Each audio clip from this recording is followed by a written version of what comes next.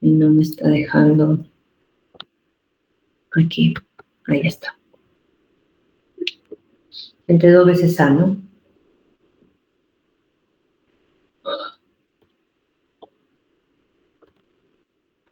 2 asterisco.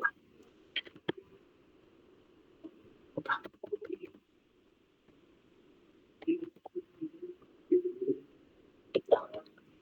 Dale punto y coma. Vamos a copiarlo y solo cambiarlo al signo. El signo de la variable, ¿no?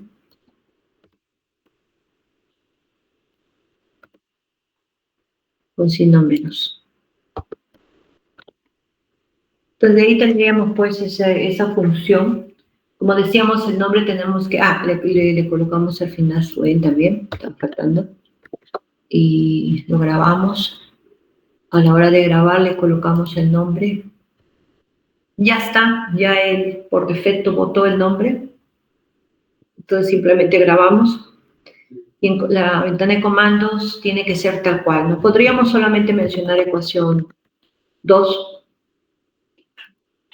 y decir pues que el A tiene un valor, por decir, vamos a decir 1, 2, 3, ¿no? O sea que A vale 1, B vale 2 y C vale 3. Una ecuación de segundo grado cuyas raíces son complejas. Entonces él da como respuesta, como solamente lo boté una vez, se lo ha marcado así, entonces una sola respuesta, vamos a usar por tanto los parámetros de salida.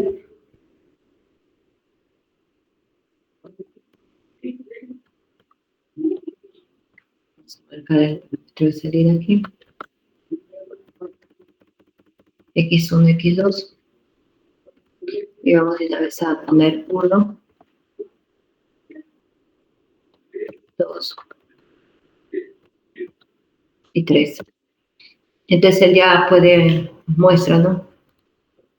Los números reales, las dos raíces, cada una correspondiente es asignada a X1 y la otra asignada a X2, ¿no?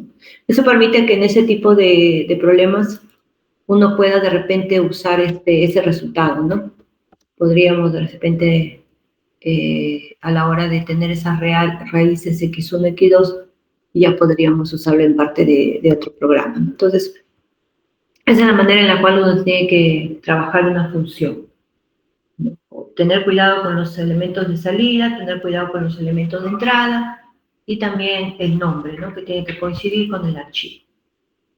Luego de lo que estábamos mirando, también mencionamos algunas situaciones, por ejemplo, algo interesante que se vio, que me pareció interesante por la manera en que MATLAB permite que uno genere las estructuras, ¿no? Desde la ventana de comandos. No, sí que no.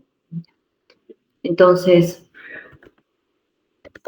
no reconocer mayúsculas. Entonces, uno puede rápidamente definir, dice, una estructura, ¿no? Le da un nombre, digamos que el nombre de la estructura es data, y que sus campos van a ser X e Y. Y puede uno definir rápidamente cómo sería el estilo de ese elemento. Podría ser, por ejemplo, un vector, como se está haciendo aquí, ¿no? 2 asterisco de I, ¿no? Entonces él define ya la estructura. Él inclusive no es tan estricto como en cuanto es un lenguaje C, por ejemplo. El lenguaje C tienes que colocarlo en la cabecera arriba, definirlo de una vez, ¿no? Él, por ejemplo, deja esa libertad de simplemente definirlo directamente, solamente mencionando el nombre. Ay, no me dejó caminar. Estoy haciendo normal aquí. Aquí, por ejemplo, defino el I, que lo puedo definir como se mencionó ahí, en las notas, ¿no? El seno de ese data X, ¿no? O sea, ya prácticamente son simplemente lo que se hace es que todo está guardado en un solo cajón, por decir, ¿no? Eso es lo que estaría pasando. Él después funciona igual, ¿no?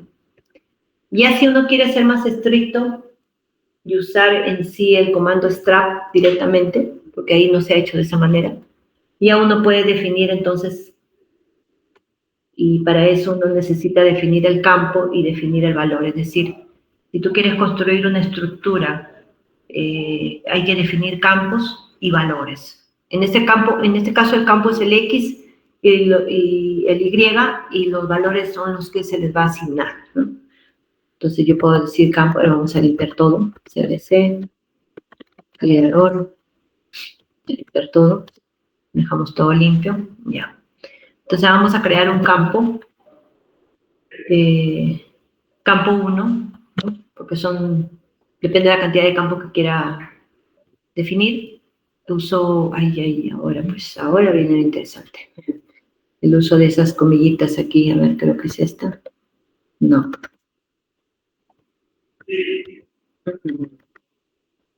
Déjenme ver, creo que es. Encontré, no fue difícil. Como este es otro laptop que me han prestado. Entonces, estaba dudando un poco. Ya. Entonces, siempre es así, campos y valores. En este caso, este es el campo 1, campo 2, el Y. Usemos los mismos datos que habíamos usado. Y ya sus valores también, valor 1. Por ejemplo, el mismo list space que habíamos usado hace un momento, ¿no? De 0,2 asterisco EI. Entonces se genera el valor y de igual manera tendríamos el valor 2. Semejante a lo que habíamos dicho anteriormente, ¿no? Seno de data. En este caso podríamos usar el valor 1, ¿no? Valor 1. A ver, vamos a probar. Yo en particular no he trabajado así. De repente va a querer que yo haga tipo como lo hicimos antes, que era el data punto, pero todavía no hemos creado no, yo creo que no, que sí lo va a hacer, porque analizando, estoy creando un vector y ahora voy a crear otro vector. Entonces, no, él tranquilamente tiene que hacerlo. Entonces va a ser el valor 1. Ya, lo hizo tranquilamente. Pero aún no he definido la estructura. En cambio, en el otro sí lo habíamos hecho, ¿no? También tenemos que analizar también, ¿no? Ahora sí defino mi estructura. Dentro de la estructura uso la palabra reservada strap, ¿no? Y ya coloco campo, valor, ¿no? Entonces sería campo 1, valor 1, campo 2, valor 2. Y ahí tenemos entonces generar la estructura, ¿no? Tal cual. Son dos opciones diferentes que se pueden realizar. Luego teníamos una cosa interesante también muy bonita, la parte de las mallas, ¿no? En el caso de las superficies,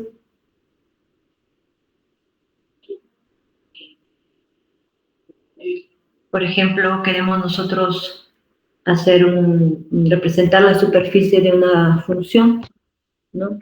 Podemos trabajar con este tipo de función. Por ciento, vamos a definirla aquí, f de x, y,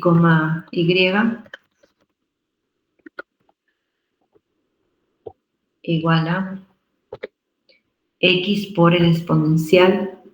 Bueno, vamos a aprovechar de escribirlo ya tal como sería, ¿no? Exponencial en términos de MATLAB, menos x al cuadrado, menos x. Ahí vamos a tener de nuevo el problemita del v invertido, ¿no? Ahí acá lo encontré, creo que este es. Ahora vamos a ver cómo lo sacamos. Ay, Dios, listo. Menos x cuadrado, menos... Esta vallo está interesante, ¿eh? Me está gustando, es una vallo la que tengo ahorita.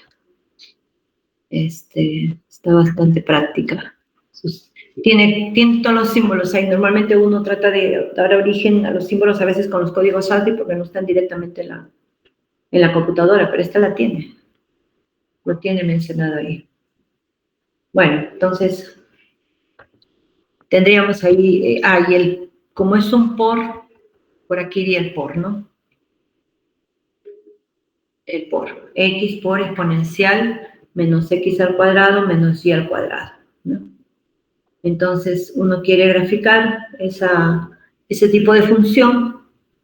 Lo que uno va a tener es una superficie, por tanto, puede usar estos comandos para graficar. Smesh.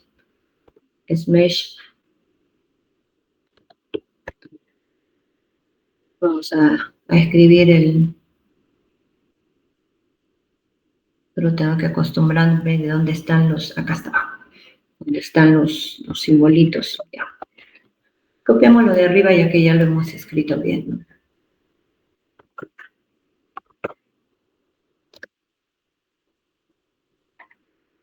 Entonces él va a mostrar el gráfico, ¿cierto? Ahí está, demora un poquito, ¿no? Bueno, pero en realidad no solamente se tiene ese tipo, se tiene también el surf o el surf que suelen darnos, ¿no? Para graficar las superficies. Ahí se ve como una malla en realidad, ¿no? Como si, por eso dice mesh, ¿no? El nombre que usa es mesh de malla, ¿no? Mallado, está mallado, como si hubiera tirado yo líneas, sobres, y ahí se hubiesen interceptado y están bosquejando toda la superficie, ¿no? Entonces, uno puede darle, inclusive, mover un poco el gráfico aquí, mirar, ¿ve? Entonces, se ve como una malla, no se ve como superficie. Cuando es superficie está pintado todo. Entonces, ahí dice, uno puede usar también el surf, ¿no? Vamos ahora a usar el surf. Solo le voy a cambiar aquí trabajando con la misma, surf. Y ahora sí ya está pintado ya. La superficie, porque la superficie se ha pintado toda para dar eso, como cuando uno tiene una pelota, ¿no? La superficie de la pelota, ¿cuál es? Toda la cáscara alrededor, ¿no? Una cosa así. Ahora, habíamos hablado también de algunas funciones escalares, funciones vectoriales y funciones matriciales. Entonces, en particular las matriciales sirven para encontrar de repente determinantes, si usted está queriendo resolver algún trabajo, algún sistema lineal, podría aprovechar ese recurso aquí de usar ay, perdón, deme un segundo, ya me acordé de algo y tenía que haberla colocado a la escuela también déme un segundo para colocarla rápido. Lo voy a hacer de acá de mi celular, me había olvidado. Me va a reclamar después Patricia. Dije, lo voy a hacer. ¿Dónde está? ¿Dónde está? Acá. Que me acordé, no importa que llegue tarde, a que no llegue. De repente la invitación les va a volver a llegar, así que no hay problema. Ay, chispas.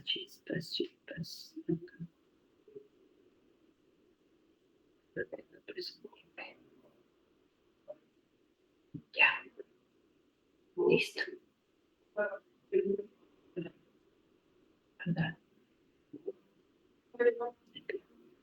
Ya les he vuelto a enviar para que le llegue también a la escuela. Ya, ahora sí.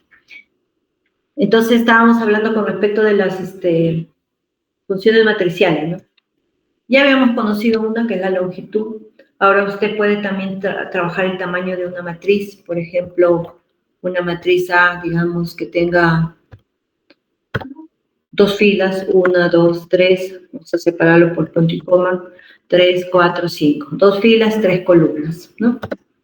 Entonces, usted quiere el tamaño, usa la función o comando, si le quieren llamar así, ¿no? En realidad son funciones porque estamos colocando un nombre y dentro un argumento, ¿no? Un argumento de entrada que viene a ser la matriz A.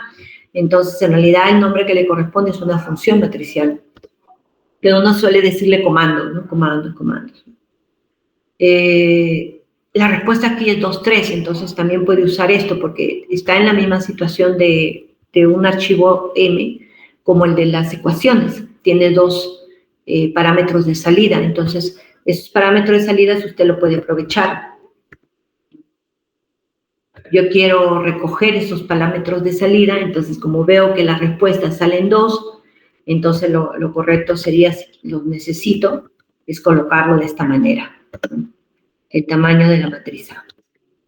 Entonces él va a tomar m igual a 2 y n igual a 3. Eso desde el punto de vista computacional es bueno, porque usted va a poder de esa manera recoger esos datos y de repente los necesita en parte de su programa. De igual manera, se puede hallar determinante, ¿no? El determinante de la matriz, sabemos que es el determinante de una matriz cuadrada. Si nosotros pidiéramos acá, por ejemplo, que fuera calculada su determinante, él claramente va a decir que no se puede porque la matriz debe ser cuadrada, ¿no? Entonces, los programas, son programas, obviamente, hechos por MATLAB, y ellos pues están sujetos a las propiedades matemáticas que nosotros conocemos, ¿no? Entonces, definamos una matriz A. Vamos a usar 1, 2, punto y coma, 4, 5. ¿No? Entonces, usar el determinante de A, 5 menos 8 menos 3, ¿no? Entonces, de esa manera usted podría, si tiene un sistema, algo, puede hallar el determinante y verificar si realmente hay las condiciones para que ésta tenga una solución, ¿no? O tal vez infinitas soluciones. La inversa de A también. Inversa de A. ¿No? También. Ahí tenemos la inversa. El rango de la matriz A. El rango es, ¿no? Terminando con K. El rango de A. El rango es 2. O sea, quiere decir que ella no va a tener filas nulas, ¿no? Prácticamente es el número de filas, el rango de A. O la traza de A, trace de A, ¿no? O sea, la traza de A, ¿no? La suma de las diagonales, ¿no? ¿Cuánto teníamos ahí? 6, 1 más 5, 6. Está correcto, ¿no? Valores propios también, autovectores, normas. En las normas sí hay normas particulares. Esta norma en particular depende si usted tiene vector, puede calcular la norma. Por ejemplo, vamos a ver un vector que sea x igual. Es bueno que ustedes extiendan sus conocimientos en el sentido de que cuando tengan algo traten también de ver si funciona para otras cosas. A veces nosotros quisiéramos hablar de todo, pero ven que es tan vasto la teoría o tan vasto el programa que a veces hay comandos que no logramos mencionarlos todos, ¿no? Entonces uno tiene también ahí que ver y revisar un poquito más y tentar algunos experimentos más, ¿no? Para ver lo que pasa. Entonces, por ejemplo, la norma de X, de ese vector X, vendría a ser ese valor, ¿no? Ya. Ahora, pero esa norma sería raíz cuadrada. Si fuera la norma la euclidiana, que es la que ustedes conocen, es la raíz cuadrada de 1 al cuadrado más 2 al cuadrado sería la raíz cuadrada de 5. La raíz cuadrada de 5, ¿cuánto es? Ahí. 2.236. Entonces, esa norma es la norma euclidiana, ¿no? O sea, la raíz cuadrada de las componentes del vector elevado al cuadrado, ¿no? Entonces, eso les puede dar a usted de repente la distancia, si necesita distancia entre dos elementos, ¿no? Por ejemplo. Pero hay otro tipo de norma, ¿no? Hay otro tipo de norma que ya cuando ustedes llevan sistemas lineales y vamos a trabajar sistema lineal, ahí les voy a enseñar, no les voy a enseñar ahora porque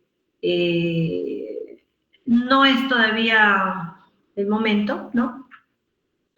Es mejor esperar un poquito para poder entrarnos a ese tema en el momento adecuado, ¿no? También no les quiero llenar de tantas cosas, son las principales nada más. Ok, entonces, a grandes rasgos fue eso lo que hemos visto ayer, hay muchas cosas más que ya ustedes con paciencia, con tranquilidad, tienen que probar todo, ¿no? Revisar todos los comandos que se les ha dado para que puedan tener mejor idea de lo que están haciendo, ¿no? Entonces, bueno, como ahorita estamos en esta forma particular, ¿no? y para evitar ir avanzando un poquito más, ¿no? Lo que voy a hacer es ir mencionando algunas soluciones de su práctica número 4 y ya lo demás que queda pendiente ya ustedes lo van viendo y si tienen alguna consulta ya me la hacen. Lo pueden hacer también por correo si de repente hay algo que no se entendió, ¿no? Bien, vamos a ver entonces algunas de las preguntas que se han planteado de su práctico laboratorio número 4. Algunas de ellas son gráficos, así que eso lo voy a dejar para que ustedes con paciencia lo hagan. Y otras son los programas o las funciones que sí hay que tener cuidado para poder aplicarlas, ¿no? Vamos a ver aquí la hoja que les envié. Por acá la tengo. ¿Qué pasó esto? 9 de septiembre. Qué raro, él arroja otro. Descarga.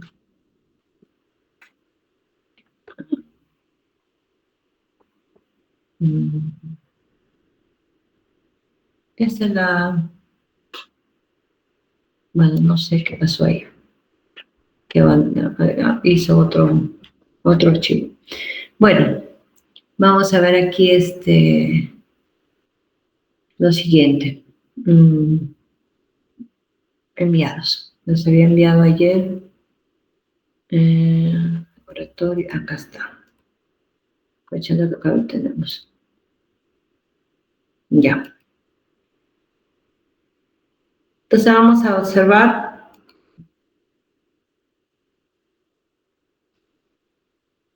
eso de las ventanas, por ejemplo, ya lo hemos trabajado en clase, así que yo creo que eso no se les va a hacer problema. Lo que sí van a necesitar analizar es un poco qué pasa con estos tipos de funciones, porque son funciones que es la división de dos funciones en el numerador y en el denominador. Entonces, siempre el denominador tiene problemas cuando es nulo, ¿no? Entonces, ahí hay la presencia de asíntotas. Entonces, con cuidado hay que empezar a resolver. Acá, por ejemplo, tenemos algunas funciones script, ¿no? Que se les pidió. Tenemos, por ejemplo, la suma y promedio, ¿no? Te piden, hay que cuidar los detalles, ¿no? Porque a la hora que se les da los detalles, según ellos tienen que hacer el programa, porque en realidad el programa yo lo puedo hacer de maneras diferentes, ¿no? Por ejemplo, acá dice crear una función, pero si yo no quiero, no creo la función, ¿no? Solamente defino los valores, coloco unas variables ahí, hago un print que me imprima y me devuelva la suma y el promedio y listo, ¿no? Ya no hago más. Ahora también de repente se les puede pedir que no usen comandos de MATLAB, sino que ustedes hagan los programas, todo el programa completo. Si de repente les quiero pedir una suma, como lo hicimos en ya clases pasadas, ¿no? Pero aquí, bueno, pide una función llamada suma promedio, que reciba dos números reales y que devuelva la suma y el promedio de ellos, ¿no? Entonces, bastante simple. Abrimos un nuevo script. Como el mismo enunciado dice que se debe de llamar suma promedio, entonces se le va a poner el nombre tal cual como sea solicitado, ¿no? Y como va a devolver dos valores, entonces naturalmente yo voy a poner dos valores suma promedio. Y el nombre que se le dio es suma. En particular se usa una letra mayúscula acá, ¿no? Promedio. Y entre paréntesis la entrada, que en este caso son dos números, que él mismo lo dice, ¿no? A y B. Por ende, ya que he llamado suma y he llamado promedio, obviamente cada uno guardará los resultados solicitados, ¿no? El otro va a ser promedio. que en este caso, usando la suma que ya la tenemos, lo dividimos simplemente entre 2. Y cerramos nuestra función. Entonces, esa es la forma que hay que resolver, ¿no? Hacemos la grabación. Para llamarlo, ya está, él automáticamente vota el nombre suma promedio, entonces no van a tener problema ahí, ¿no? Y después acá ya lo llaman, ¿no? Como les digo, ¿no? Ustedes podrían hacer, si gustan, solamente suma promedio, sin tener que asignar a ninguna parte del programa, por decir 1,2, ¿no? Y él va a arrojar, como pueden ver, ¿no?, el valor, uno de ellos, ¿no? Él no arroja todos. Entonces, antes, porque yo lo recuerdo, él sí votaba los 2 como respuesta.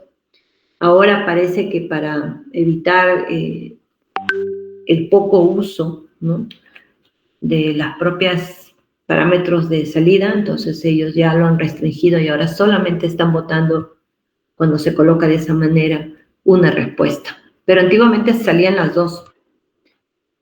Entonces, colocamos. Tú podrías usar una variable x, sí. Vamos a ver. Yo recuerdo que esto sí se podía hacer, que no estabas obligado a usar las mismas variables. Vamos a ver si suma promedio. 1,2. ¿No? Ok, bien. Entonces, él, si uno usa otra variable que no sea exactamente la que menciona en su programa, no hay ningún problema, ¿no? Entonces, el punto aquí, como es decimal, él le ha puesto el punto y le ha puesto los ceros, porque ya inmediatamente él observa que ese es decimal. Pero si usted usara igual la suma promedio, no hay problema tampoco. Suma promedio. Ahí está. Entonces, de esa forma se trabaja ese programita. Luego tenemos otra, vamos a dejar libre la A, B, C. Vamos a dejar aquí, ¿dónde estaba la acá? Tenemos la número B, que él trabaja a definir un área triángulo, una función área triángulo que recibe la base y la altura de un triángulo, retorna su área. Muy similar, ¿no? El otro dice conversión de unidades, escribir una función, convertir distancia, que reciba una distancia en metros y una cadena con la unidad de estima, ¿no?, que puede ser kilómetro, centímetro o milímetro. Entonces tendríamos que entrar con 2 también. Vamos a ver aquí. Vamos a generar otro archivo, ya después borro los archivos nuevos. Se me van a llenar aquí. Vamos a poner el creador para que limpie todo.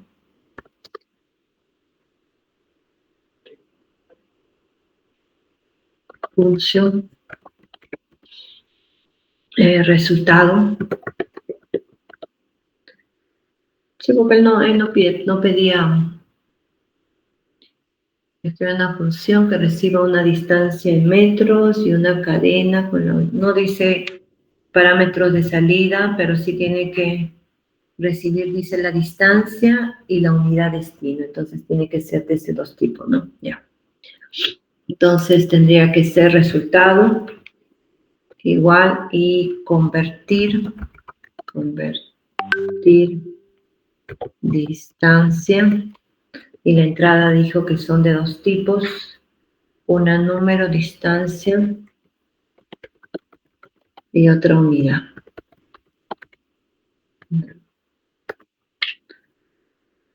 Ya está reclamando, a ver, ¿por qué reclamas? Tal vez porque es muy grande o tiene. Ah, ya sé, vamos a grabar. grabar. Él no está reconociendo, creo, por la presencia de Observer de arriba. Vamos a ver qué pasa. Ajá. Él sí reconoció ahora, ¿vieron? Como se había colocado el clear, entonces él estaba pensando solo en que ahí había un comando clear para limpiar, pero no lo reconocía como una función. Entonces ahora ya reconoció. ¿No? Son detalles que uno se va dando cuenta.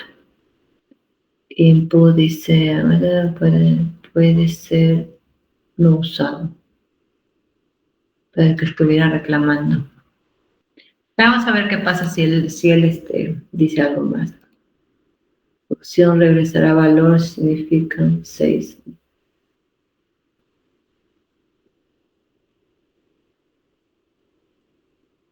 Que no usado. O sea, como que él encuentra muy grandes las variables, ¿no? Vamos a ver qué pasa si le acorto. Por ejemplo, le pongo la letra R. Le pongo la letra distancia. Y le pongo la letra unidad. Leo.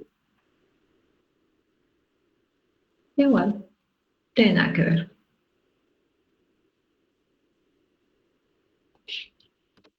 Bueno. A ver. Algo así. Podemos usar entonces como switch, ¿no? Porque como dice que vamos a resolver, revisemos el texto. Escribe una función convertir distancia que reciba una distancia en metros y una cadena con la unidad de estima. Bueno, se entiende que de la palabra convertir distancia sale el hecho de que voy a convertir. Entonces voy a poner un switch para que reciba la unidad y haga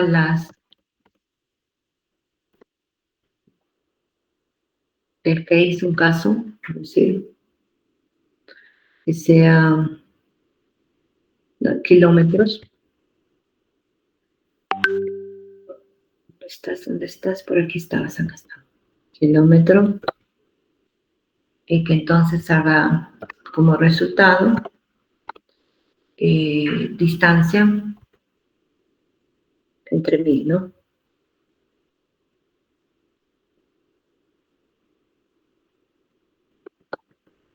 Entre 1000.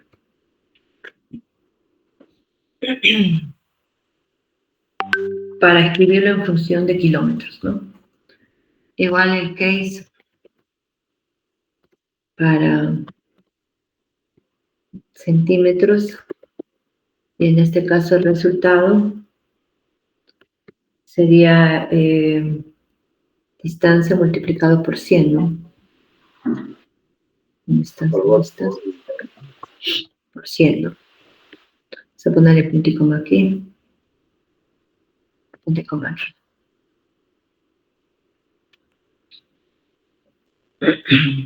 Y los milímetros, que yo reciba en milímetros y entonces lo pase todo. Prácticamente estaríamos trabajando, son por decir, ¿no? Recibo kilómetros, 5 kilómetros, divido entre 1000, me quedaría la distancia.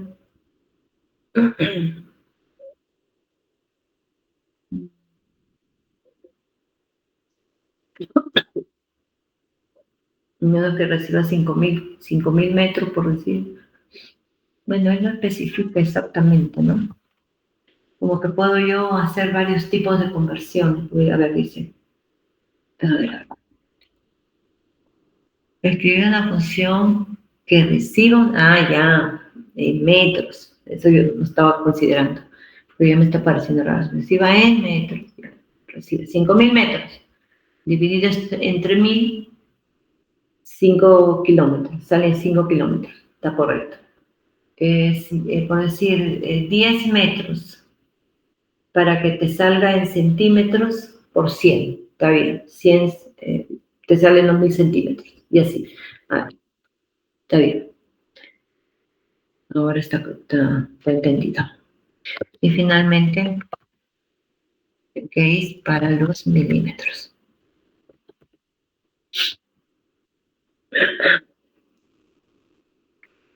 Y ahí va a tener que ser por 1000, pero ya sería más grande, ¿no? R igual distancia por 1000. Más grande. Ya, otherwise, sabemos que siempre hay esa opción. Error. Unidad no va a ir. Please. Está. Error. Unidad no válida.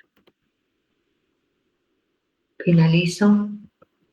Pero ahí finalizaría con el switch y todavía me falta finalizar con el function. Ahora sí. Vamos a grabar. Y vamos a recorrer. Vamos a ver qué hace. Como no no he ingresado ningún valor, él reclama, ¿no? Error, dice. Usted puede rodar aquí, pero el problema es que como son funciones, tienen que ingresar valores, ¿no? Como no le he ingresado ningún valor, entonces se reclama y dice, no, está mal. Acá, ¿no? Hay argumentos, hay varios argumentos y no encuentra. Entonces vamos a hacer esto, poner como decíamos, los 5000 metros y que él lo cambie a kilómetros, ¿no? Entonces él va a correr. Ah, me olvidé las comillas. Está reclamando. Y él reclama, ¿ver? Él le dice ahí, falta esto. Listo. Entonces son los 5000 metros transformados a kilómetros, 5 kilómetros, ¿no? Entonces, cuando es una función, o sea, hay argumentos que ingresar, ya esta forma de querer correr el programa ya no se puede ya, ¿no? Si yo pongo, por ejemplo, ecuación 2 que hicimos hace un momento, y le digo que solamente lo hago correr directamente. Déjame entrar aquí.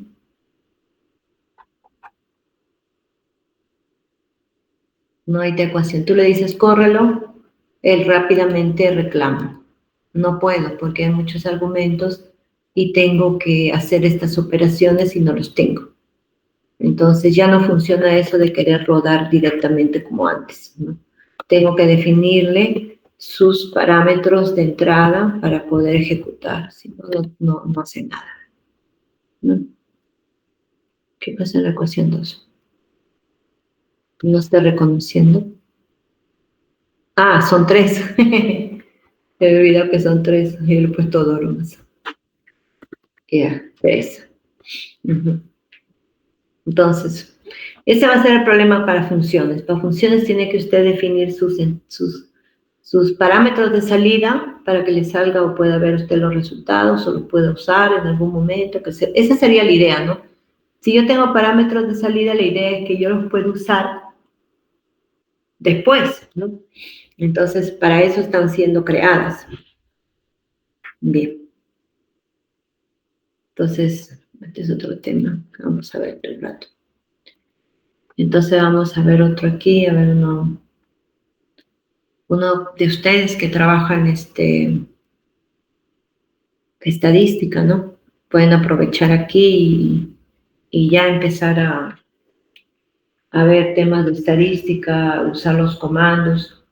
Bueno, los programitas normalmente se solicitan para que usted haga, ¿no? Haga un programa que analice, que haga todo el resultado, ¿no? Entonces acá dice, crear una función análisis datos que reciba un vector y un número n y devuelva la media y desviación estándar de los primeros n elementos. Entonces, ¿cuántos tendríamos de elementos? Analidad que reciba un vector y un número. Son dos elementos de entrada. Y devuelva media y distancia. Ya son dos parámetros de salida, dos parámetros de entrada. Entonces, en ese sentido hay que hacer el programa. Vamos a abrir uno nuevo. Función media desviación, ¿no? Media desviación. Y que va a llamarse análisis de datos, ¿no? Análisis y era la D mayúscula, ¿no? Datos. Y su entrada va a ser 2. El vector, bueno, para reducirlo un poco, un vector V le vamos a llamar, y un N, N. Dos elementos de entrada. Ahora, vamos a hallar, por tanto, la media. Podríamos hallar los datos. Como es un vector, no lo podemos establecer. A ver, ya entra el V y hallaría la media de V, ¿no? A ver, vamos a ver el min entonces. A ver, por ejemplo, vamos a definir V para un poco ver cómo quedaría. Que sea, por ejemplo, 1, 2, 3, 4. Ya. Ahora le pongo min. Eso es media, perdón. Pero sería el min, ¿no? Min para datos. Average or mean value to array, o sea, promedio, ¿no? Del vector V, ¿no? 2.5, o sea, sería 4 y 3, 7, 8, 9, 10. Entre 4, 2.5. Entonces sería así, ¿no? Por tanto, ahora, si queremos un poco escribirlo como si fuera un dato, podría ser, ¿no? La desviación es así. A ver, ¿cuál era la comando? El std me parece, a ver. Gel std. Vamos a grabar acá un ratito. Ahí está análisis de datos. Vamos a cerrar. Aquí está. std. Desviación estándar. Esta función demanda regresa a la desviación estándar de los elementos de a lo largo de la primera dimensión del array, cuyo tamaño no es igual a 1. STDA input array, que puede ser vector, puede ser matriz multidimensional, o sea que la desviación estándar no solamente se trabaja para vectores, bueno, yo lo estoy pensando como vector, sino también para matrices. Entonces, definiremos la matriz, en este caso V, entonces sería STD de V, ¿no? De V, que vendría a ser 1.29. Bueno, la desviación estándar tiene su propia fórmula, ¿no? Vamos a asumir que él está arrojando un valor bueno, ¿no? Pero en realidad habría que analizar, como dice, ¿no? Entonces sería así, media igual a min de V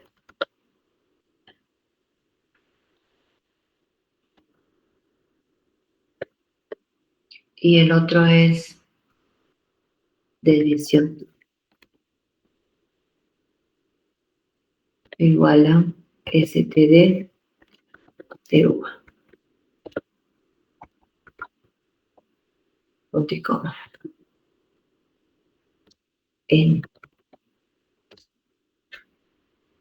Ahora, ese N, porque él decía en su, en su texto, crea una función de análisis de datos que reciba un vector y un número n y devuelva la media y desviación estándar de los n números. Acá le falta algo, porque ese n no lo hemos indicado, ¿no? Entonces tendríamos que colocar una condición para que se cumpla que él reciba, porque dice, reciba un vector y un número n, ya perfecto. Él no dice que el vector coincide con el número, con el tamaño del vector coincide con n, eso no dice. Después dice, devuelve la media y desviación estándar de los primeros n elementos. Ahí sí, cuando dice los primeros n elementos, ya se entiende que debe ser primeros n elementos del vector. O sea que el vector puede ser mayor que n, su longitud, ¿no? Y en caso sea mayor que n, entonces yo ya no voy a poder, puesto que n es mayor que la longitud del vector, yo ya no podría trabajar con ese vector. Y devuelvo la media de desviación estándar de los primeros n elementos. Yo creo que hasta le faltaría un poquito más de detalle, ¿no? Porque tampoco queda bien claro que el n se refiere a que yo ya no trabaje con un vector de n elementos, ¿no?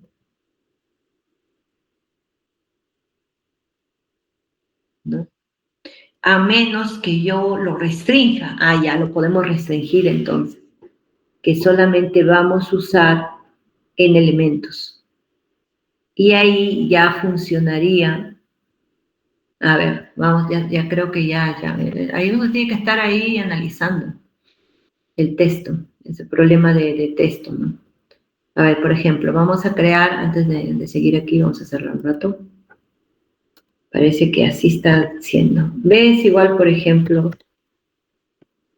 1, 2, 3, 4, 5, 6, 7, 8, 9, 10. Ya.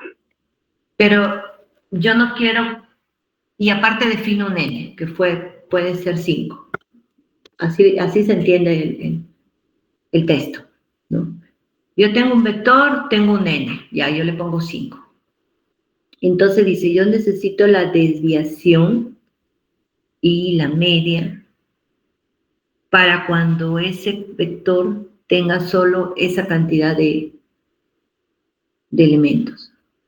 Inclusive podría haber sido más específico y hubiera dicho que solamente se halla en la media de los elementos que están en el centro del vector, por ejemplo.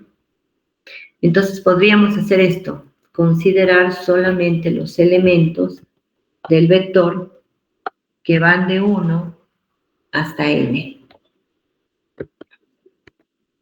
Solamente de 1 hasta n. Y de ahí que solamente de esos elementos hay en la media y la desviación estándar, ¿no? Entonces quedaría así. Convertir distancia. ¿Cuál es el nombre? Análisis de datos, ¿no? Ya. Entonces cambia la cosa y le pongo datos. De 1 hasta n. Ahora ya tiene sentido, porque el n estaba volando, no estaba en ninguna parte del programa. Entonces, como que no estamos haciendo nada, ¿no? Ahora sí, ingresa usted el vector, ingresa el n, y él va a hallar la media, la distancia de los n elementos. En este caso serían los n. Ahí sí el texto creo que le falta. Pudo haber dicho los n primeros elementos del vector, ¿no? Le faltó ese adicional. Porque también yo podría querer hallar la media, la desviación de los n últimos, ¿no? O los que están en el centro. Entonces hay varias opciones. Ahora sí, quedó grabado y ya tiene sentido la presencia de n. Y pensando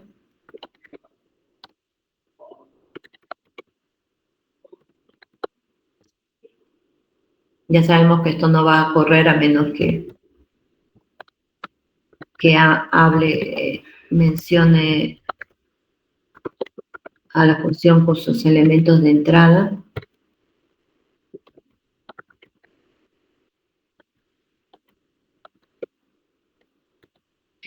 Acá si gusto puedo entrar de esta manera, es decir, 1, 2, 3, 4. Puedo hacerlo así también, no hay necesidad de hacerlo aparte, podría ser así. Ya entré con el vector y hago 5 nuevamente.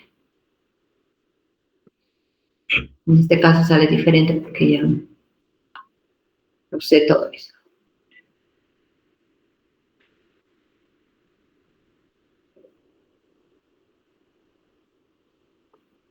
Entonces era eso, ¿no? En esos detalles de texto y para hacer un programa hay que tener mucho cuidado.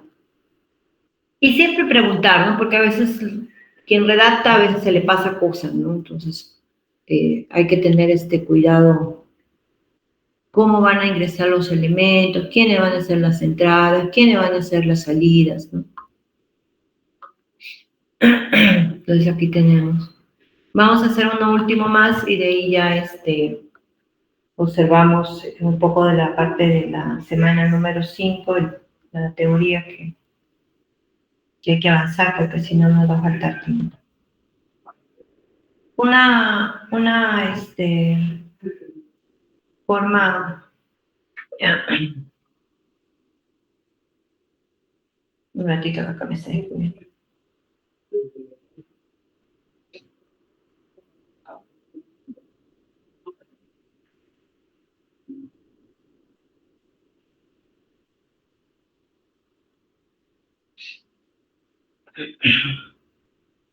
El clima no me ha caído bien porque acá hace frío, llueve, estoy media con mi garganta.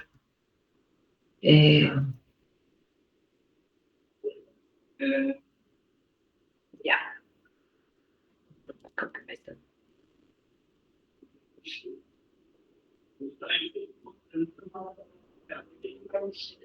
Un poquito de agua, aprovechando.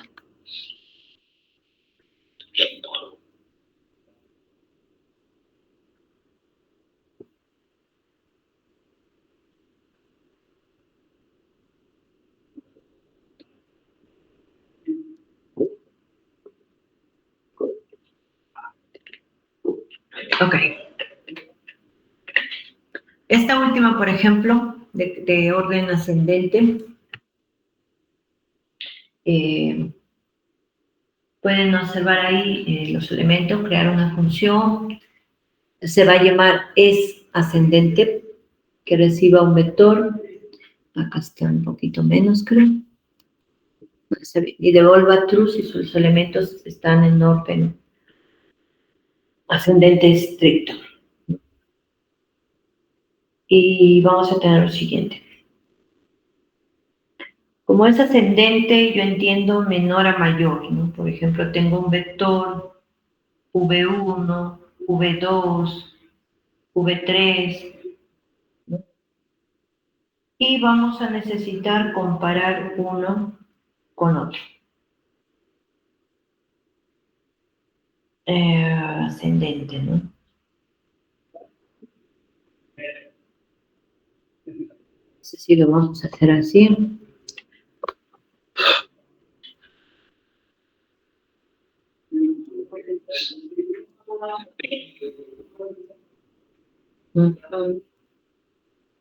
Bueno, el único elemento de entrada es el vector, pero necesitaríamos la longitud, ¿no? Para saber cuántos elementos tiene. Como el vector empieza con su primer elemento, que es V1, V2, V3, esa forma de MATLAB mostrar los vectores es buena, ¿no? Entonces, ya, sería el resultado, sería true y cambiaría false. Dice crear una función que reciba un vector, ok, recibe el vector y devuelva true. Ya, entonces, recibe el vector que inmediatamente devuelva true. pero eso va a ser si sus elementos están en orden ascendente estricto. Ascendente estricto sería mayor, ¿no? Por decir, ¿no? Yo tengo, a ver, vamos a pensar así, ¿dónde está? Yo tengo este vector que, por ejemplo, es 1, 2, 3, 4, 5, ya. Ascendente sería el contrario.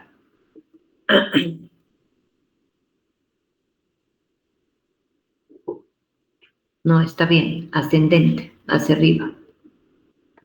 Ya. Entonces, el VI sería menor que el VI más 1. Ok. Si yo tuviera al menos dos de ellos, donde uno, el primero, o el que está delante, vamos a decir así, fuera más grande que el que está delante de él, ahí ya no sería ascendente, ¿no? Tenemos que analizar bien eso. Bueno, vamos a empezar con el programa. Vamos a generar otro, vamos a cerrar este. Ya. Entonces, queremos una función, R, vamos a usar R igual, es ascendente, decía, ¿no? Ascendente de y el vector V. Ahora, como él dice, suponiendo que todos fueran realmente ascendentes, todos sus elementos, no habría ningún problema. De frente indicaríamos que es true, ¿no? Pero, como en realidad podría ser que no lo sea, o sea, yo ahí ya estoy diciendo R va a ser true. Si yo saco R, él va a salir con el valor true. Pero, caso no lo sea, ¿no? Va a tener que cambiar a false, ¿no? Entonces, en ese caso, podríamos usar un for para que recorra todos los elementos del vector, excepto, a ver, ¿cómo sería el vector? A ver, vamos a usar este. No, este no. No tiene paints por acá. No tiene paints. Ahí está. Ya. Entonces yo tengo así, ¿no? B1, vamos a decir B2, B3. Y vamos a suponer que es un vector solamente de 3. Ahora, ascendente, que asciende, ¿no? O sea, menor, menor. Caso todos entren, en una primera, ¿no? En una primera ingresan todos, digo, todo es true. Pero como de repente no todo va a ser, no va a ser un ascendente estricto, como dice aquí, entonces voy a generar que este V1 se compare con V2. Dice, V1, en este caso sería al contrario, ¿no? Porque yo quiero esto, pero lo contrario es que sea de repente mayor o igual, ¿no? Y yo pregunto, ¿V1 es mayor o igual que V2? ¿Que V2? Si fuera cierto, le digo R es false. O sea, quiere decir que no hay orden estricto, ascendente. ¿No? Pero de repente el V, ese es V1 con V2, pero de repente el V2 sí, ¿no? Entonces tiene que volver a correr para V2 y volver a preguntarse si con V3 él es mayor o igual que V3. Entonces, eso quiere decir que R tiene que ser false.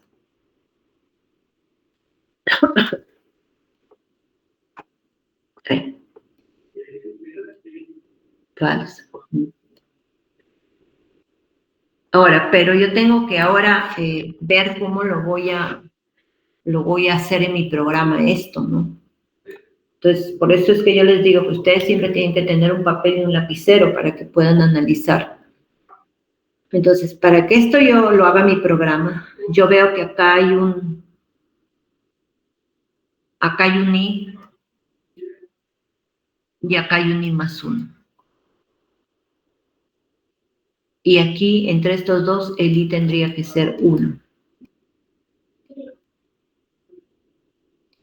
Ahora acá hay un I2, un I que es 2, y que acá aumenta a 3. Pero el I acá es 2. Entonces, la sugerencia es que yo use un for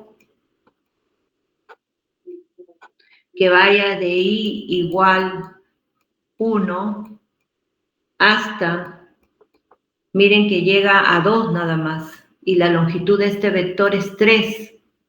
Entonces, que llegue hasta la longitud, longitud de V menos 1. ¿No? Entonces, para ahí que corre de 1 hasta la longitud de V menos 1, que se compare, ¿no? el VI, entonces puede si V de I es mayor o igual que el V de I más 1,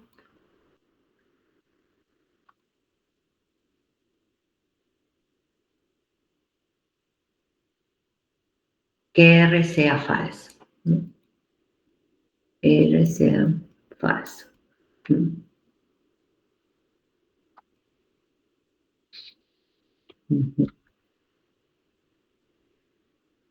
Y para que regrese hay que ponerle return porque tiene que regresar y volver a aumentar el I y volver a trabajar aquí, ¿no? Entonces, esto lo hacemos aquí ahora, rtrue for I igual a 1, que vaya hasta la longitud length de V,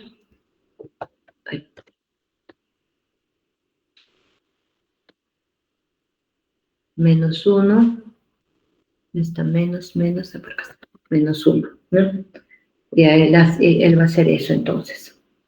Y ahora que compare, si V de I, él encontrará V de I mayor o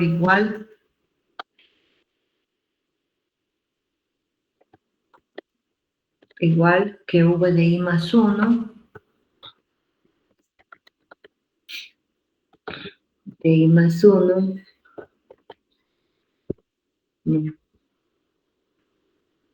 entonces resultado falso. Si eso es cierto, R pasa a ser falso. ¿No?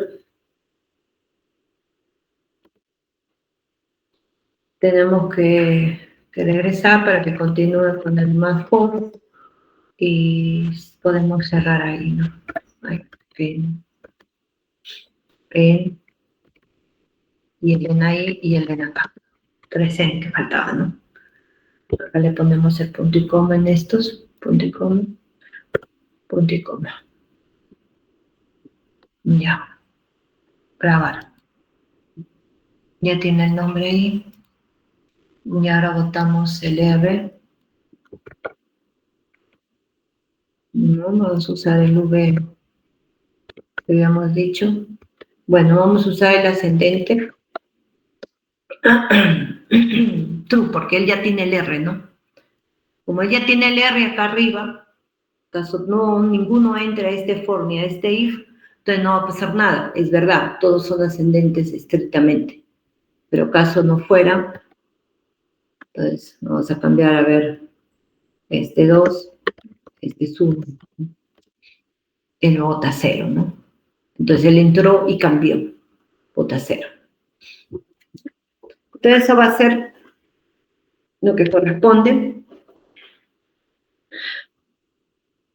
Revisen todo lo demás, si hay alguna duda, algún texto que no se entienda perfectamente, entonces ya me indican para poder tener cuidado de cuando se enuncie, ¿no? Y cualquier duda siempre es bueno, ¿no? A veces hay cosas que se nos pasan, por más que nosotros quisiéramos que no hay errores, los textos a veces mínimo descuido y puede tener alguna cosa no muy bien escrita.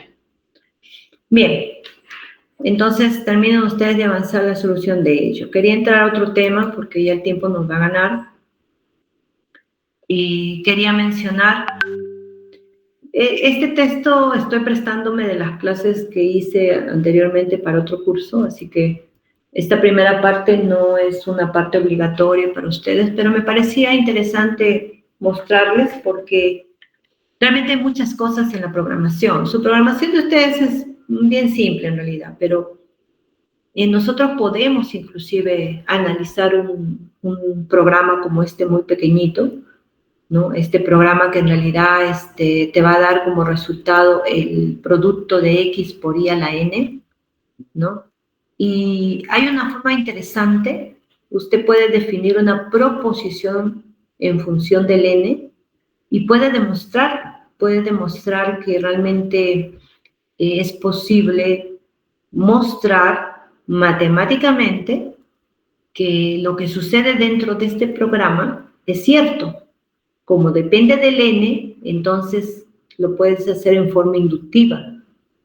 Por ejemplo, aquí se construyó una proposición en función del N, donde dice, pues, como este de acá es un programita que encuentra X por Y a la N, o sea, su resultado final es eso.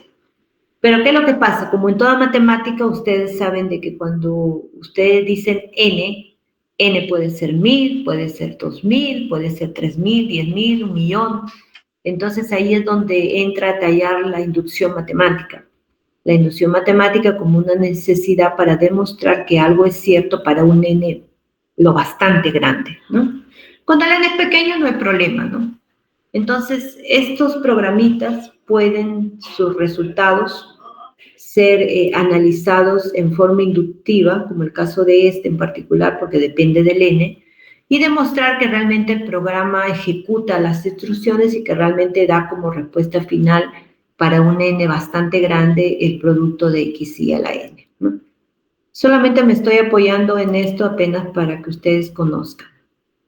Ya la otra parte que voy a mencionar al final sí es necesario que ustedes aprendan bastante. Otra cosa también es que a veces uno tiene definiciones recursivas. O sea, tú tienes una función definida en forma recursiva, como por ejemplo el factorial, ¿no? Puede ser definido de tal manera de que haya un valor inicial que le llamo un f0 igual a 1 y que el f de n más 1 sea igual a n más 1 por f de n. O sea, cuando este f0 es 1, perfecto. Cuando este n es 0, acá tú vas a tener f1 y acá tú reemplazas 0 y ahí reemplazas el f0, 1 y puedes entonces calcular f1, f2, f3. Eso se llama recursivo. Entonces, en la programación también hay recursividades. Se puede trabajar en forma de definiciones recursivas, ¿no? No voy a entrar a mucho detalle porque, como les digo, esto es simplemente para que ustedes se familiaricen de que en realidad va más allá la programación a solo ser programas sencillos. Esto ya es para otro tipo de cursos. Vamos a avanzar a lo que yo quiero, que sí hay que aprender porque es parte de la programación. Sino que mi archivo se quedó en mi computadora y como la están revisando ahorita ya no lo he podido bajar. Entonces estoy aprovechando que hice este tema con los chicos que llevamos matemática discreta. Entonces, ¿qué pasa? Usted hace un programa y para eso usted construye un algoritmo, ¿no? Ya sabemos que el algoritmo es un conjunto ordenado, finito de pasos e instrucciones que se siguen para resolver un problema o realizar una tarea específica. Cuando un algoritmo resuelve correctamente cierto tipo de problema y satisface estas condiciones, satisface la precisión de las instrucciones individuales paso por paso, la entrada proporcionada al algoritmo y la salida que el algoritmo proporciona, la capacidad del algoritmo para resolver ciertos tipos de problemas, no solo casos específicos del problema, la unicidad de los resultados intermedios y finales basados en la entrada y la naturaleza finita del algoritmo en el sentido de que termina después de la ejecución de un número finito de instrucciones, entonces es posible seguir analizando como sigue. O sea, si usted logra tener un algoritmo con estos 5, usted puede decir lo siguiente. Podemos seguir analizando y decir, podemos medir de alguna manera lo que tarda el algoritmo en resolver un problema de cierto tamaño, ¿no? Una buena pregunta, ¿no? Ahí es donde viene a tallar el tema de programación eficiente. Porque usted puede hacer un programa, pero eso no quiere decir que el programa que usted hizo es eficiente. Usted lo puede hacer pensando en 10 pasos, mientras que otra persona lo hace en 2 o 3 pasos. Entonces ahí uno se pone a pensar, ¿será que yo estoy trabajando programas eficientes o no? Si logramos, dice, hacerlo, esto puede depender, por ejemplo, del compilador utilizado. Puede ser porque el computador también influye. Si yo tengo un computador más potente, de una versión mucho más adelantada, pues obviamente no, las cosas van a cambiar, ¿no? Por lo que queremos desarrollar una medida que no dependa de aspectos como el tipo de compilador, la velocidad de ejecución u otras características de un computador dado. Claro, eso sería lo mejor, porque si vamos a estar nosotros analizando cómo es nuestro computador, también ahí vamos a perder un poco de tiempo, ¿no? Sin embargo, sí podemos decir que si yo cambio un computador a un supercomputador, realmente la diferencia es grande.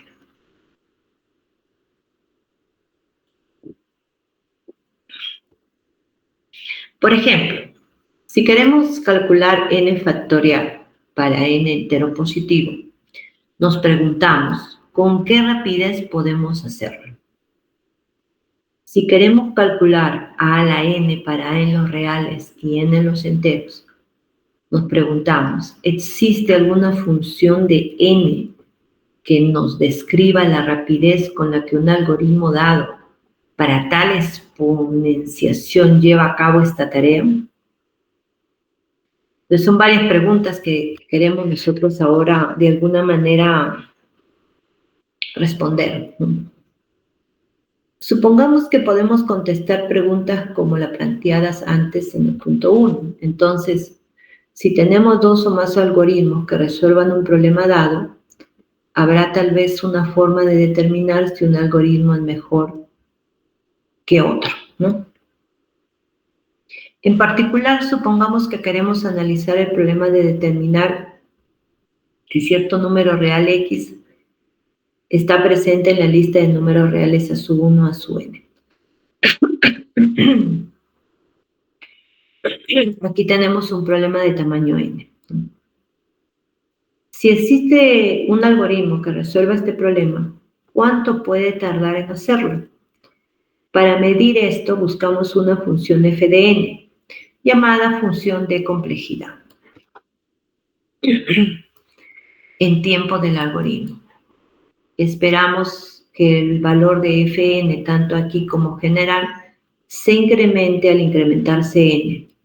Además, nuestro interés principal al tratar cualquier algoritmo es la forma en que se comporta este con los valores grandes de n.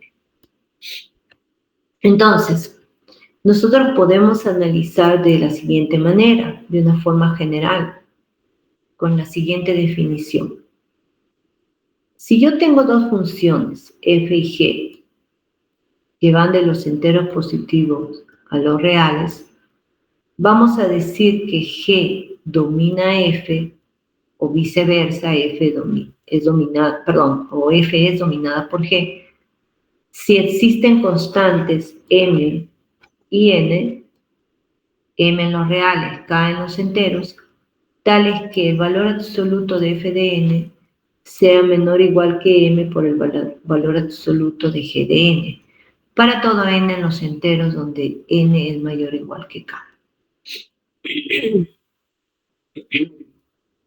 Por ejemplo, ¿no? Así, sin decir que hemos sacado esto de algún programa, arbitrariamente, definimos dos funciones con esas características.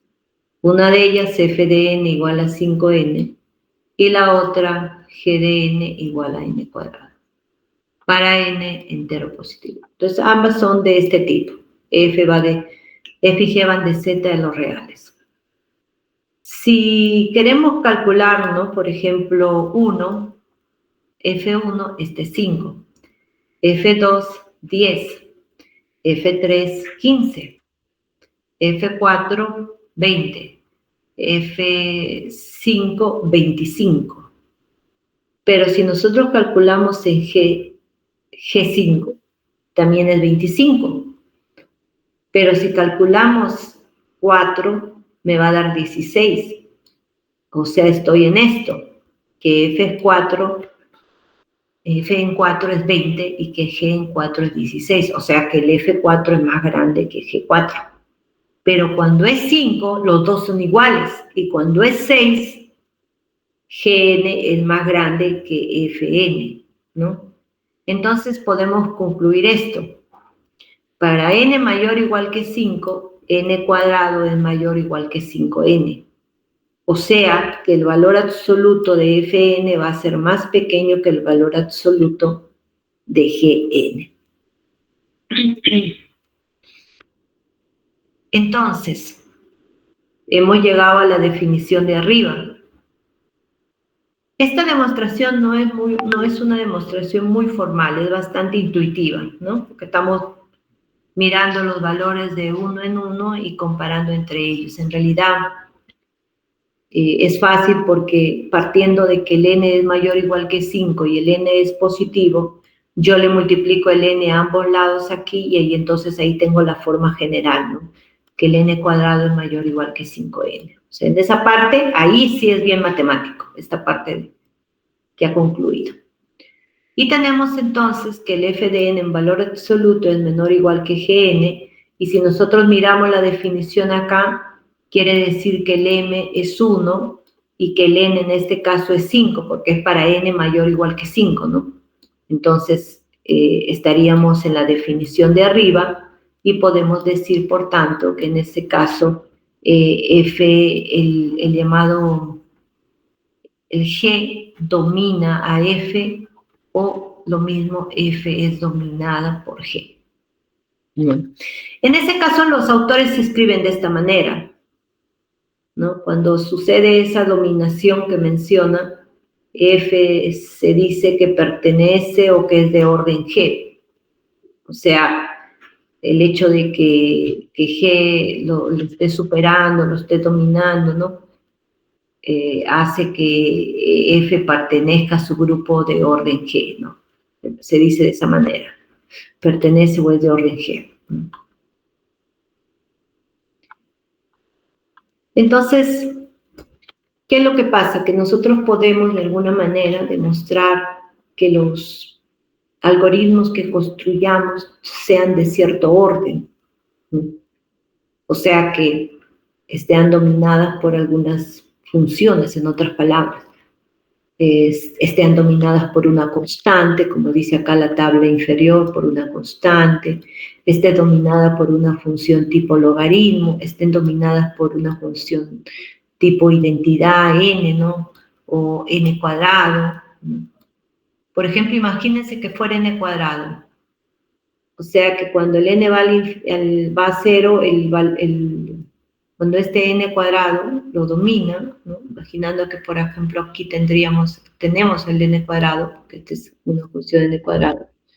Entonces quiere decir que si nosotros logramos probar que tenemos algoritmos donde uno domina al otro, que me van a decir qué tan buenos son entonces los algoritmos, ¿no? Entonces vamos a ver cómo se aplica esto, ¿no? Estos órdenes, como se ve aquí analizando los algoritmos. Esa es una definición, pero acá es donde se va a ver mejor. Vamos a ver entonces un problema clásico, el factorial de n, un programa de factorial de n, como ven ahí, igual a 1, factorial empieza con 1, mientras i sea menor o igual que n, hacer factorial igual a i por factorial, acrecentar i igual a i más 1, y así nos va a ir dando el valor del factorial hasta que i sea igual a n. Entonces te va a dar como resultado el factorial. Entonces la idea es aplicar la teoría que está arriba, porque es una manera de probar qué tan bueno es un algoritmo con respecto al otro. Entonces nuestro objetivo es contar, o sea, medir el número total de operaciones, ya sean asignaciones, sumas, multiplicaciones, comparaciones, ¿no?, implicadas en el cálculo de n factorial en este programa. Entonces voy a definir a Fn el número total de operaciones, ¿no? Acá Fn, Gn eran arbitrarios, ¿no? Yo suponía que tenía esta estructura, listo. Ahora no. Ahora voy a encontrar Fn aquí, contando operaciones, ¿no? El programa, como ustedes pueden ver, comienza con dos proposiciones, asignaciones. Entonces usted le suma 2, porque son 2 asignaciones, estas 2 primeras. Luego se inician los valores de las variables enteras y factorial, ¿no? O sea, casinita, y menor o igual que n, y se empieza a asignar también. Esta es una asignación, esta es otra asignación, ¿no? Se ejecuta el ciclo while n veces. Cada una de estas ejecuciones implica las siguientes 5 operaciones. O sea, 1, 2, el while, ¿no?, que tiene 3. Entonces dice, dentro del while vamos a tener comparar el valor actual del contador i con n, incrementar el valor del factorial como con i igual i por factorial. Esto implica una multiplicación y una asignación, ¿no? Multiplicación y el igual asignación. Y el otro es incrementar el valor del contador en 1. Esto implica una suma y una asignación. Entonces acá se sumó y se asignó en esta parte inferior, aquí donde está i igual a i más 1. Por último, hay otra comparación, ¿no? La comparación al final, cuando llegue acá, porque cuando llegue aquí, él va a decir i es igual a n más 1, va arriba. Ah, no puedo hacer nada porque yo ya tengo el i, n más 1. O sea que ya no va a ser menor o igual que n, ¿no? Entonces hay una comparación más. Bien, entonces por último hay otra comparación. Esta se realiza cuando i es igual a n más 1, de modo que el ciclo while se termina y las otras 4 operaciones de los pasos 2 y 3 anteriores no se llevan a cabo dentro del while, ¿no? Entonces sumando, dentro del while tenemos 5 veces n, se repite n, 5 veces n, las 2 asignaciones que están arriba, ahí son 2, entonces me quedaría 2 más 5n, y la última comparación, que era la del i igual a n más 1, que compara arriba. Entonces, Fn está contando todas esas operaciones, pero en realidad yo puedo contar todo o puedo contar solamente operaciones, multiplicaciones. Bueno, acá se está contando todo, asignación, ¿no?, todo eso, y comparaciones. Y ahora quiero mostrar que esta función es de orden n, o sea que está dominada por n, ¿no? Ese es otro detalle que se logra hacer, mostrar, ¿no? Se logra mostrar que realmente el Fn es en valor absoluto menor o igual que una constante por n. O sea que quiere decir que esa función, esta de acá, no va a crecer mucho, va a ser de este tipo de orden n. Podría haber sido de orden n cuadrado, n cubo, ¿no? En consecuencia, decimos que este programa implementa un algoritmo de orden n, y entonces el algoritmo tiene una complejidad lineal en tiempo, ¿no? Eso es, este tipo de estudio hace de que ustedes sepan qué tan buena es su programación, qué tan eficiente es su programación, ¿no? Entonces, hoy día ya me están entregando mi computadora, entonces voy a separar este análisis, lo voy a escribir en otra hojita y se las estoy enviando para que puedan leer un poquito más. Si desean trabajar con algún libro, los libros, por ejemplo, de matemática discreta tienen mucho con respecto a estos temas de complejidad computacional y análisis de algoritmo. Entonces, en la siguiente clase que ya nos vamos a ver, ya nos encontramos en Lima, ya nosotros vamos a profundizar un poco más esta última parte de la programación eficiente y vamos a ver algunos ejemplos, unos cuantos más, mientras vayan leyendo esto y vayan leyendo un poco los libros que tienen este tema, de ver qué tanto los algoritmos son buenos o no. Cuando se habla de linealidad, en realidad la linealidad no sería tan buena si fuera de orden n cuadrado, o sea, cuadrática, se considera que es mucho mejor porque ya no es lineal, es del tipo cuadrático. Entonces, uno puede de alguna manera saber, ¿no?, de qué orden va a ser tu algoritmo y qué tan bueno va a ser él. Si yo tengo que competir entre dos algoritmos, yo miraría cuál es su orden, ¿no? Miraría si es de orden lineal, cuadrático, preferiría el de orden cuadrático, ¿no? Pues depende del orden que estas tienen, ¿no? Entonces vamos a terminar aquí. Ya la garganta se me ha resecado, como le digo, el clima acá no está bueno. O sea, bueno, yo me había olvidado del clima. Acá llueve, hace calor, llueve. Yo me vine con poca ropa de invierno. Un poco me ha chocado, pero bueno, hemos avanzado todo lo que hemos podido. Entonces, la próxima semana, ya saben, están libres. En estos días, déjenme terminar de pasar esto, que hoy día me entrega mi laptop. Arreglo todo ese del texto de esta última clase. Y de ahí les envío. Entonces, ya revisen todo eso. La práctica calificada, no se olviden que es a mi regreso. A ver. Ya no entraría a programación eficiente porque todavía no hemos avanzado mucho, apenas hemos conversado algo hoy día, entonces eso no va a entrar. Entraría la semana hasta la número 4. Voy a conversar con el otro profesor también para quedar de acuerdo que porque ambos tenemos que tomar los mismos temas. Así que sería hasta la semana 4 y nos tocaría el día 23. Yo creo que sería mejor 23, ¿cierto? ¿Para qué día lo había puesto en el a ver, déjenme ver creo que lo puse para el 23, en el sílabo, porque es dependiendo del sílabus. A ver, sílabus, acá está.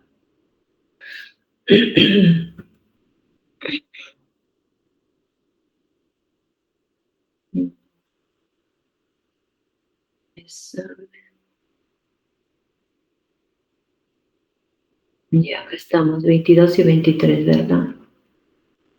No dice la fecha, dice 22 y 23. Pero tiene que ser en esa semana. Práctica calificada, semana número 6.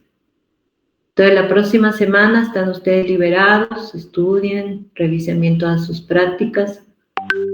Yo converso con el profesor del otro curso, que tenemos que estar de acuerdo y de todas maneras yo les aviso.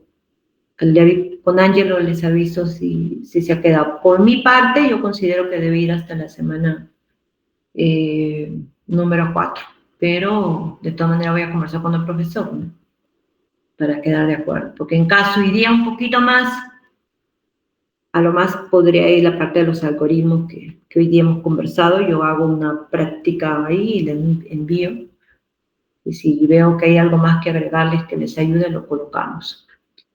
¿Ya? Entonces, esa semana que ya nos encontramos, terminamos lo que nos faltaría de programación eficiente y entraríamos al sistema de numeración, que ya sería métodos numéricos. O sea que ahí ya acabamos, prácticamente estamos por acabar todo lo que es programación para pasar a lo que es ya métodos numéricos. Y de ahí para adelante todo es métodos numéricos, así que de ahí para adelante la calificación es de métodos numéricos, ¿no? Con la ayuda de la programación que ustedes ya tienen que dominar, así que con paciencia practiquen bien sus programas, ¿no?